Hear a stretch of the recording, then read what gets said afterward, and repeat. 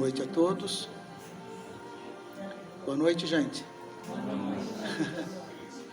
Boa noite a quem nos acompanha à distância, pela internet, pelo Facebook do Pátria do Evangelho, compartilhado com a Rádio Comunidade Vida Nova. Tenham todos também uma ótima noite. Nós estamos dando início a mais essa atividade nossa. E como sempre, na última segunda-feira do mês, a gente sempre traz um convidado de fora e hoje não é diferente. Mas antes de a gente apresentar o nosso companheiro e o tema dele, eu vou convidar a todos para fazermos uma prece. Fechemos os olhos, mentalizemos a figura doce do nosso Mestre Jesus, Divino Mestre Jesus. Estamos aqui, nesta casa bendita, juntamente com tantos amigos deste plano, do outro plano da vida, com a direção espiritual, que traz, que preenche esse ambiente com as suas energias, com o seu amor, com a sua paz, para que, quando aqui chegássemos, encontrássemos essa energia, esse equilíbrio, que tanto nos faz bem para o nosso fortalecimento.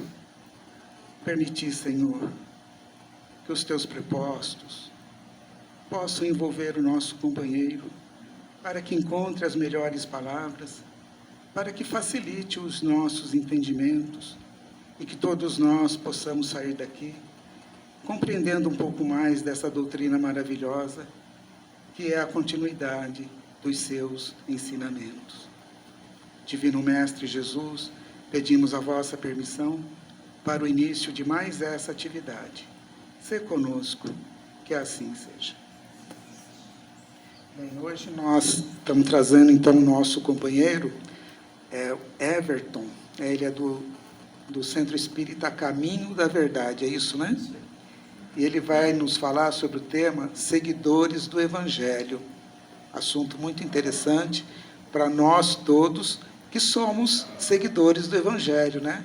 Então nós estamos bastante curiosos para saber como que vai ser o desenrolar desse tema. Eu convido o nosso companheiro, então, fique à vontade, boa sorte, tá?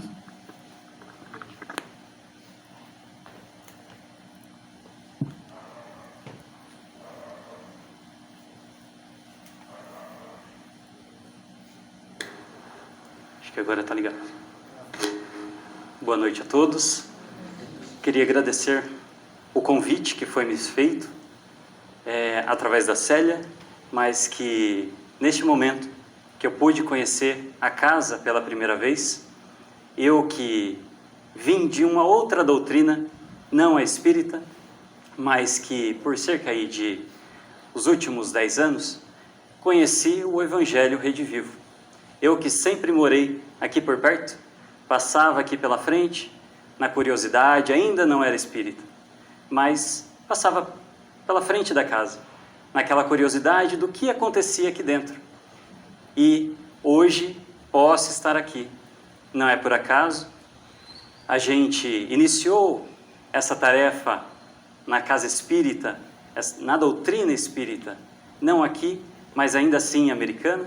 E é a primeira vez que eu estou fazendo uma reflexão, chamo de palestra, mas uma reflexão do Evangelho, desse Evangelho Redivivo, desses ensinamentos de Kardec e também, obviamente, de Jesus em primeiro lugar.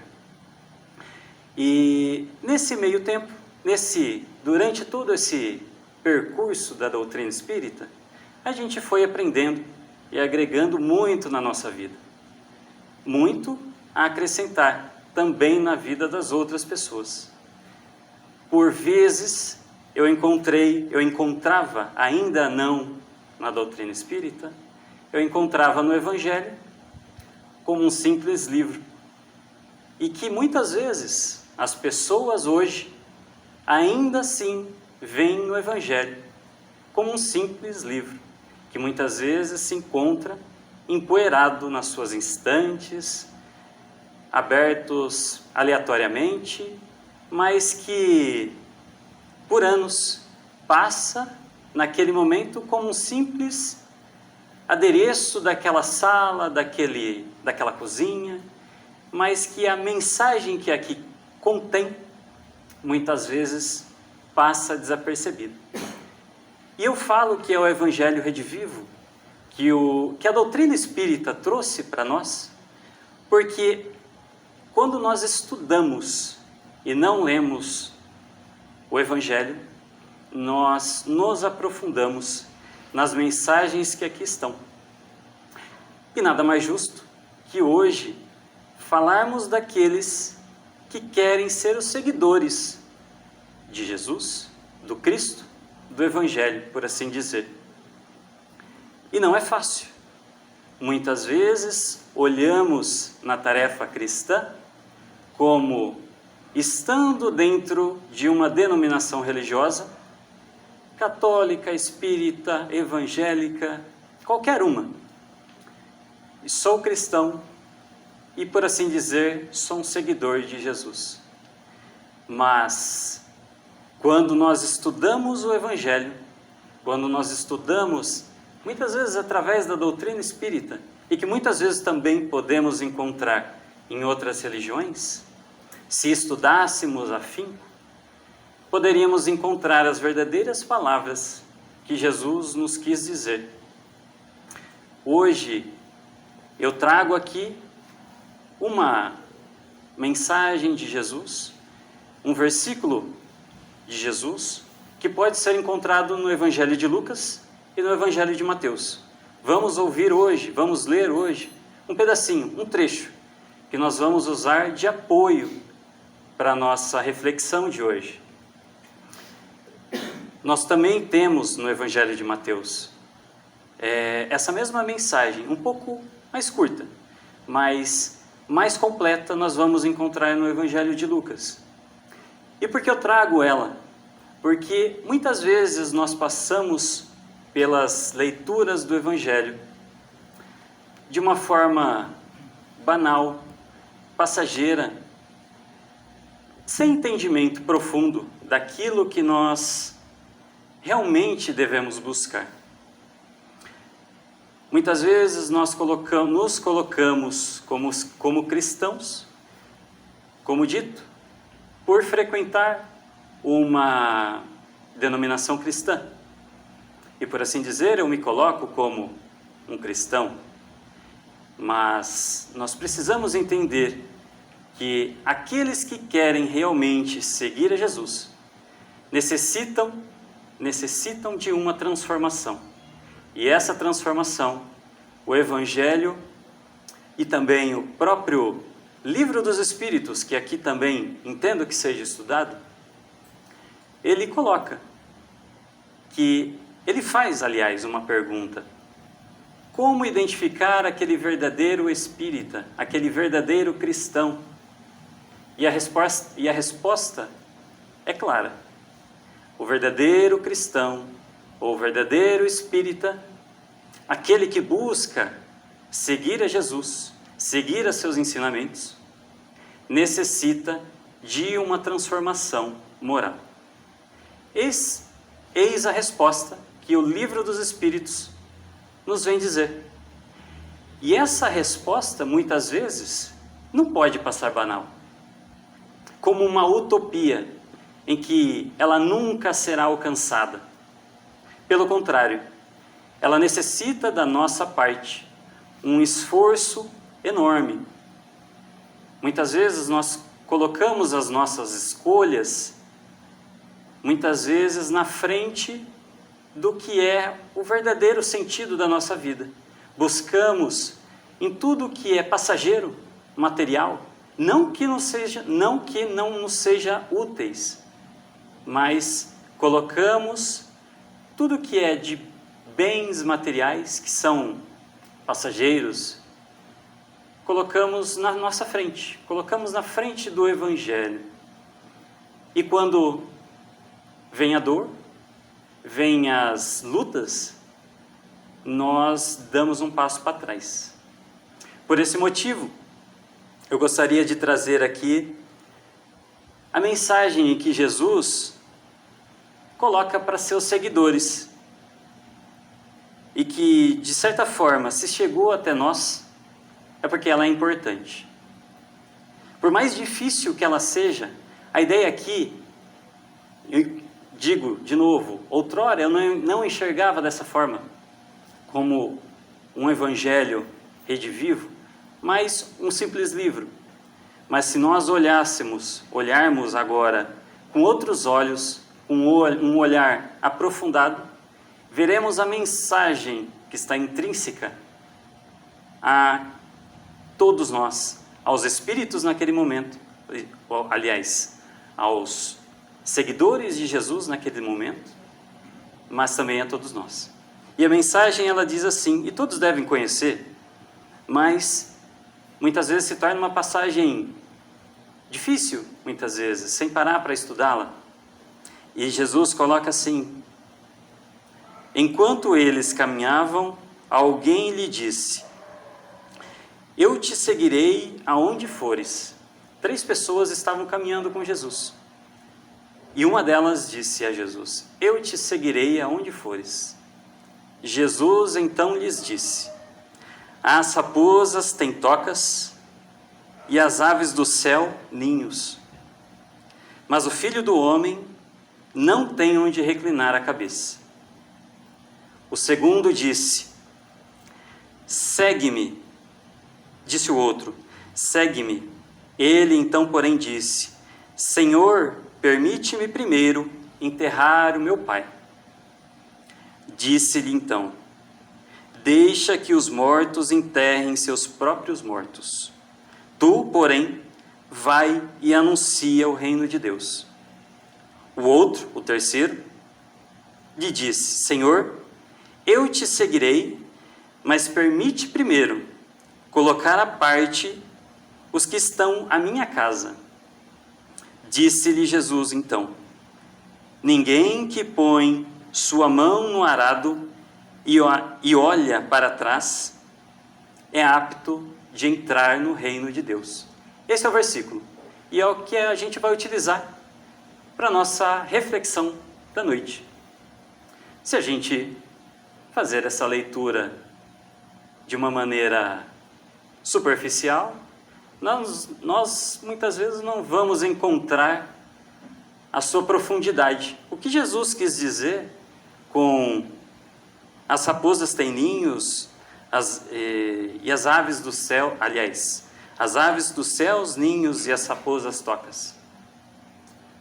Se nós passarmos por essas leituras, e assim nós vamos encontrar ao longo de todo o Evangelho, nas parábolas, e as parábolas, diga-se de passagem, são todas respostas às nossas perguntas. Essa também, não sendo uma parábola, mas uma passagem, nos diz com profundidade que o fato de querer seguir o Evangelho implica em condições. E essas condições, elas foram dadas aqui. 3 delas, para 3 pessoas. 3 pessoas diferentes, mas que poderemos colocar essas 3 pessoas em nós. Em grande parte, o que Jesus, nesse primeiro momento, quis dizer?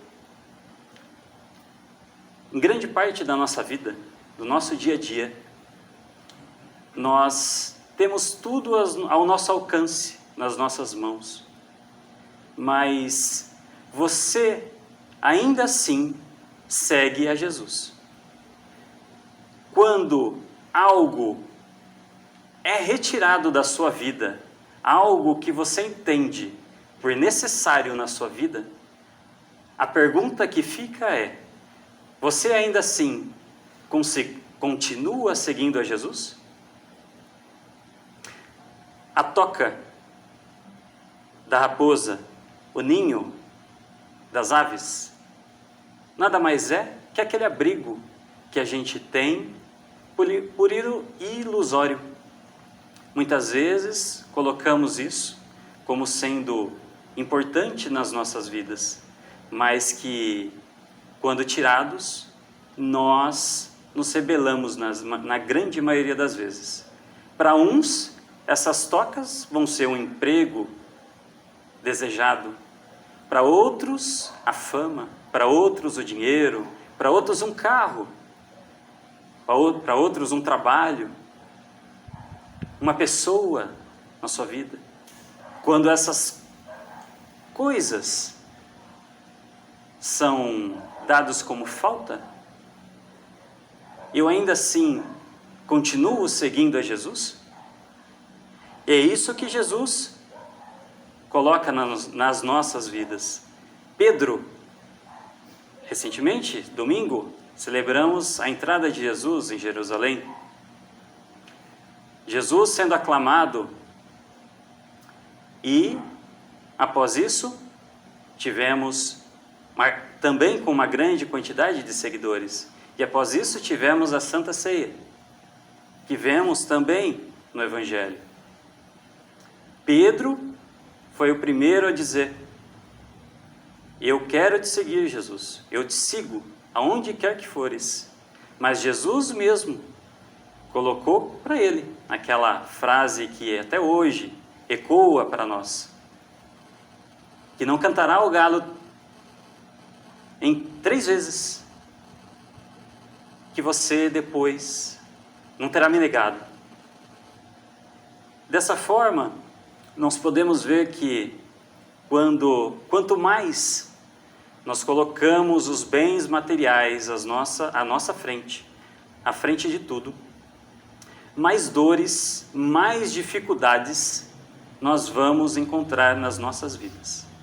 Isso não quer dizer que esses bens não nos sirvam, não sejam úteis, mas é importante dizer que na grande maioria das vezes a falta deles será o momento em que eu terei a melhor revolução moral na minha vida. O maior aprendizado que eu vou ter na minha vida será a partir desse momento, a partir das faltas que eu começar a ter, a partir da doença que eu encontro hoje na minha vida e que hoje eu acho que ela é o final de tudo, mas que na grande maioria das vezes ela pode ser o começo de uma renovação. A partir daquele trabalho que eu sempre desejei, mas que por algum motivo eu perdi. Pelo dinheiro que me sobrava antes e que eu utilizava à torta e direita, né? Mas que hoje me faz falta. E quantas vezes nós não vemos isso na sociedade? Lá em 2000, por volta do ano 2000, 1999, a gente não teve uma crise hídrica ou crise elétrica, não lembro. Quantos de nós não tivemos que renovar as nossas estratégias ali de conservação da energia, da água, economia para lá e para cá? Da mesma forma, nós, à medida que somos tirados daquele ambiente que nos é um hábito normal, vicioso muitas vezes, nesse momento nós estaremos iniciando a nossa evolução, a nossa revolução interna. E é isso que Jesus quis dizer nessa passagem, nesse primeiro item, e que muitas vezes está em cada um de nós. Se tirar esses bens materiais, eu ainda continuo seguindo a Jesus? Eis a pergunta. Em segundo momento, Jesus coloca para o segundo seguidor: permita-me, Jesus coloca, segue-me.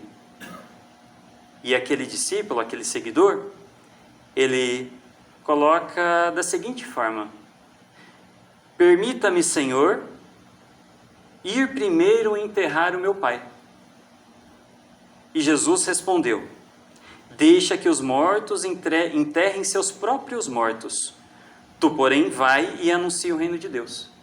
Num primeiro momento, eu posso olhar essa passagem como um Jesus imperfeito, porque como assim Jesus vai me proibir de enterrar os meus pais ou meu pai?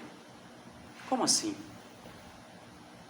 Mas, analisando mais profundamente, mais detidamente, essa não deixa de ser as nossas atitudes. Nesse caso, nós podemos ter uma outra interpretação dessa mensagem de Jesus. No momento em que ele diz, deixa os mortos enterrarem os mortos, Jesus está querendo dizer que aquele pai não morreu ainda. Aquele pai não morreu. Ele está vivo. Mas a partir do momento em que ele morrer, eu começo a seguir a Jesus. De uma simples passagem que nós poderíamos ver um Jesus indiferente com a família, que sempre pregou buscar auxiliar a família e aos pais, vemos uma passagem como essa em que Jesus me proíbe essa ida a enterrar meu pai? Não faria nenhum sentido. E assim, a doutrina espírita nos explica que realmente as passagens do Evangelho não vão fazer sentido se nós olharmos ao pé da letra. Mas se refletirmos com essa outra abordagem, veremos a nós mesmos refletidos nessa passagem. Muitas vezes, queremos iniciar uma tarefa espírita depois que finalizar uma outra atividade. Uma atividade que eu tenho ainda não voltada para a tarefa cristã. Primeiro, eu quero viver a minha vida pessoal. Depois, não, eu vejo na outra encarnação. É assim que eu penso. Eu deixo de pensar no Evangelho e coloco à frente, de novo, o que é passageiro. E dia mais outro, eu vou fazer a passagem para o outro lado. E o que eu vou levar daqui? A gente leva o sentimento, a gente leva o que a gente angariou de esforço, de melhoria, de melhora íntima, de renovação moral. E toda vez que eu coloco outra coisa na frente, eu estou deixando Jesus de lado. Isso não quer dizer, de novo, que as outras coisas não sejam importantes. Mas o que de fato tem o peso na sua vida? O que é passageiro ou o que eu vou angariar para a minha vida? Para a minha vida espiritual.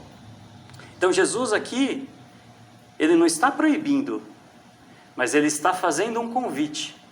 E esse convite é feito a todos nós, a cada instante, para que o trabalho espiritual, o trabalho que acontece muitas vezes um dia, uma vez por semana, numa casa espírita ou em outro ambiente religioso, também vá e faça parte no meu local de trabalho, na minha família, onde eu fui colocado pela espiritualidade, com ao redor nos meus amigos.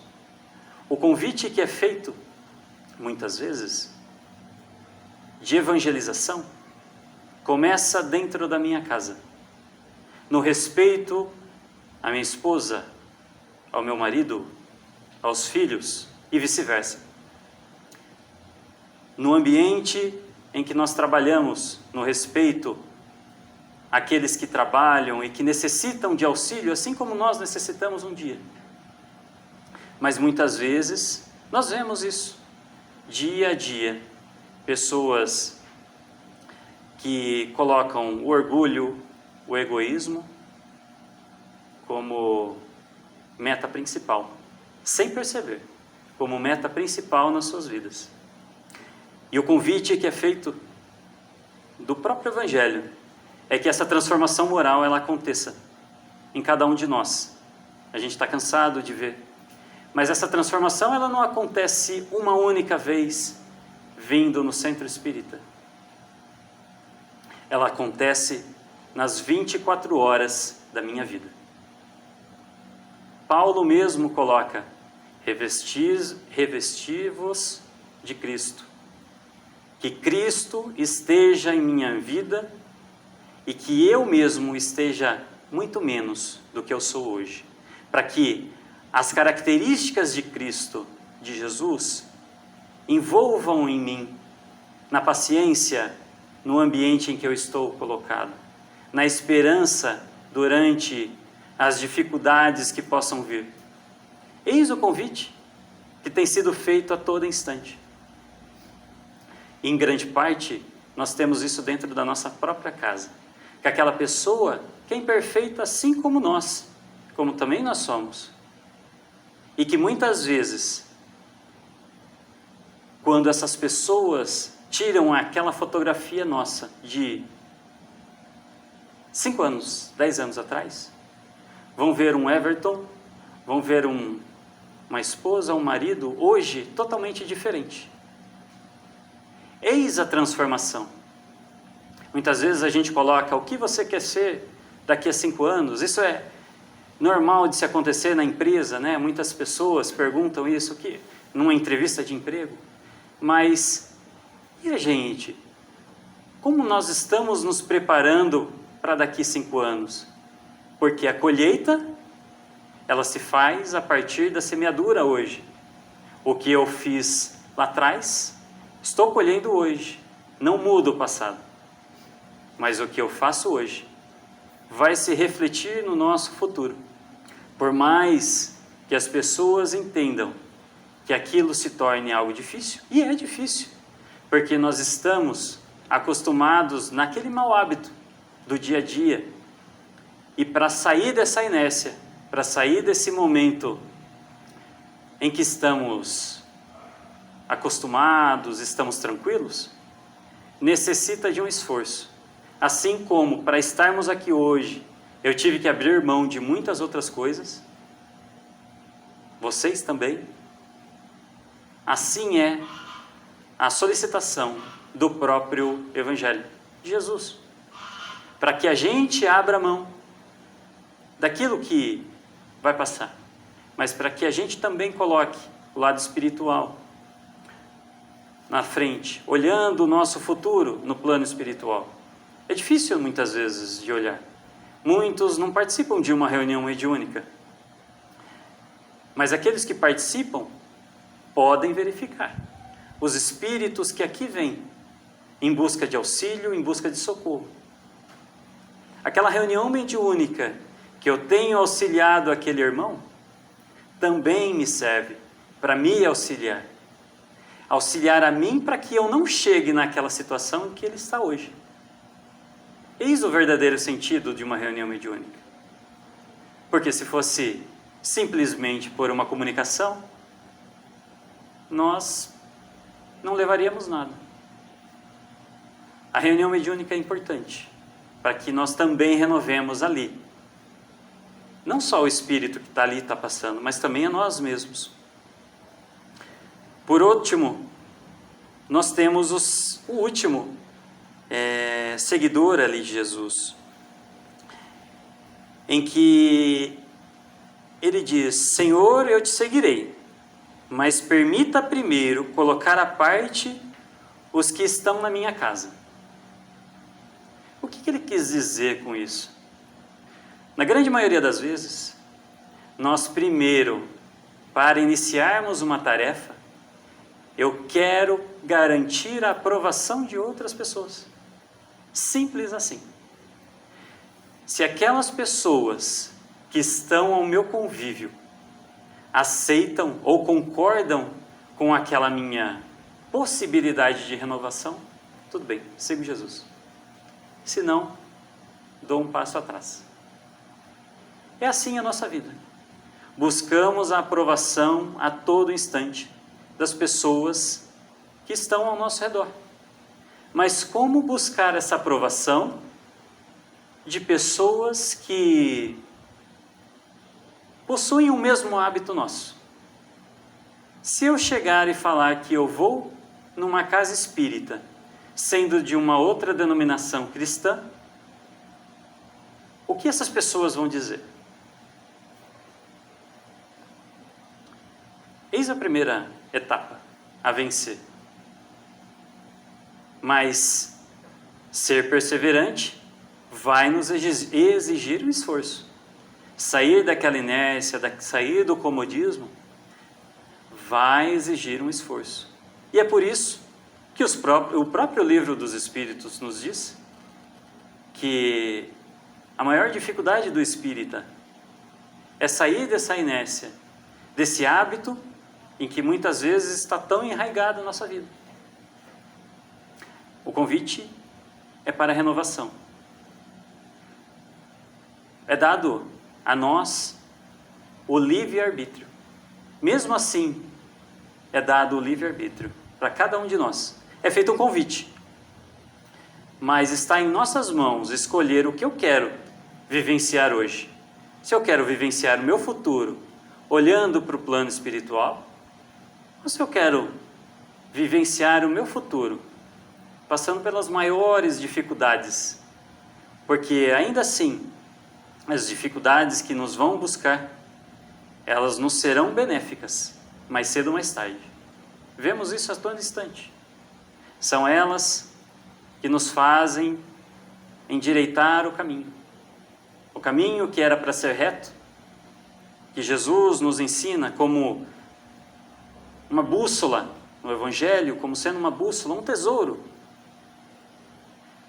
Nós não colocamos dessa forma. Eu lembro de uma frase de uma palestrante, a Rosana, eu acredito que ela já deve ter vindo aqui. E muitos colocam, e ela colocava da seguinte forma, que muitos desejam ganhar na Mega Sena, desejam ser ricos. Mas a maior riqueza está do nosso lado.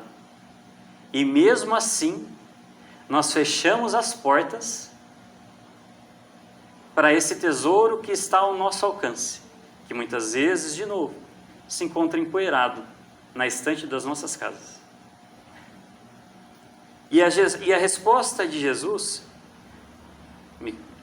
acho que eu estou dentro do tempo, né? E a resposta de Jesus, ela é assim: ninguém que põe a mão no arado e olha para trás é apto do reino de Deus. O que Jesus quis dizer com isso? Vamos entender o que é esse arado daquela época. O arado daquela época exigia que a pessoa guiasse o boi e guiasse o arado ao mesmo tempo. Se essa pessoa olhava para o lado, aquela leira, aquele rasgo que era feito na terra, ele se desviava. Assim é a nossa vida. À medida que nós olhamos para o lado, à medida que nós queremos garantir a compreensão de todas as pessoas que estão ao nosso redor, e que não vamos conseguir, em grande maioria das vezes, num primeiro momento, nós vamos desviar do foco, nós vamos desviar do que é realmente necessário. Naquela passagem, naquela parábola em que Jesus, passagem em que Jesus caminha sobre as águas, vai de encontro ao bote em que estavam os discípulos, Jesus chama Pedro, convida Pedro para caminhar sobre as águas. O que quer dizer aquelas águas? O que quer dizer Jesus caminhando sobre as águas? Caminhar sobre as águas é caminhar sobre as imperfeições em que o mundo nos traz. As águas nada mais são do que essas imperfeições e que muitas vezes se tornam ondas grandes e que nos fazem cair, nos fazem afundar. Pedro saiu do barco e foi ao encontro de Jesus sobre as águas. Mas no primeiro momento em que ele tirou os olhos de Jesus, ele começou a afundar. Aqui é a mesma coisa. No primeiro momento em que desviarmos o foco, nós olharemos para o que é passageiro e começaremos a afundar nas nossas vidas. Jesus nos traz esse convite a cada um de nós, para que essa mudança ela seja feita internamente e que ela se reflita exteriormente falando, para que aquelas pessoas que antes enxergavam a nós como tão imperfeitos, hoje comecem a nos enxergar como um ponto de referência. Obviamente não como Jesus. Jesus, esse espírito tão evoluído, puro, mas que um dia chegaremos lá, mais cedo ou mais tarde. Dependerá de nós essa velocidade, essa eternidade em que vamos conseguir chegar a esse foco realmente. Mas o convite é feito a todo instante. Muitos vão colocar que Paulo encontrou a Jesus porque era Paulo no caminho de Damasco. Mas o convite, como Emmanuel coloca no prefácio do livro Paulo Estevão, ele coloca que o convite é feito a todo instante a cada um de nós, através das pessoas que muitas vezes são tão imperfeitas como a gente. Através das imperfeições das outras pessoas, o convite nos é feito para essa mudança. Se eu estou no... E essa mudança, ela é em todo local. Se eu estou no meu ambiente de trabalho e tem um grupo de pessoas falando mal de outra, discutindo sobre o... e eu entro naquele grupo, daqui 5 minutos, eu também estarei falando mal daquela outra pessoa, se eu não me policiar. Eis aqui um convite para que eu pare com essa atitude, que muitas vezes pode ser comum para mim. Na minha família, uma discussão com a esposa, com o filho, enfim, com N pessoas. Quais são as minhas atitudes que eu tenho relacionadas a isso?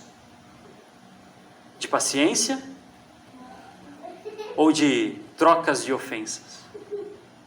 E da mesma forma, aquela doença que me visita, como eu lido com aquela visita? Colocando mais dores na minha vida?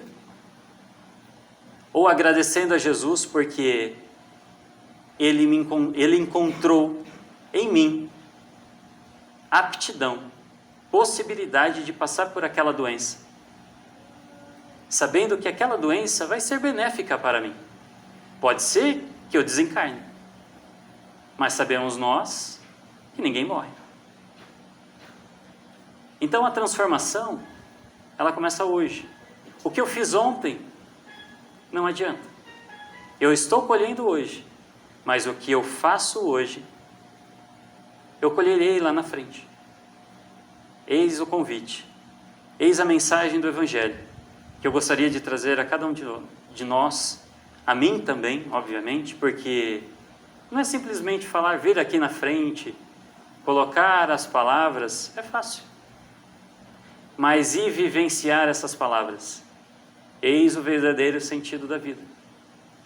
Adianta eu falar aqui, colocar as maravilhas do Evangelho, do reino de Deus, da porta para fora, virar uma outra pessoa?